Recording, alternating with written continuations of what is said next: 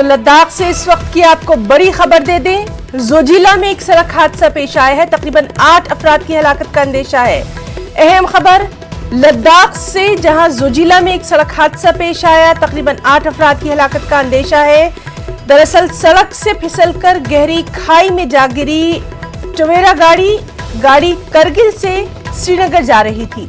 तो इस अहम खबर से मुताल्लिक लगातार आपको अपडेट देते रहेंगे। फिलहाल ये खबर है कि जोजिला में एक सड़क हादसा पेश आया है। 8 लोगों की हलाकत का अंदेशा भी जाहिर किया जा रहा है। सड़क से फिसलकर गहरी खाई में जा गिरी टवेरा गाड़ी और करगिल से श्रीनगर जा रही थी ये गाड़ी।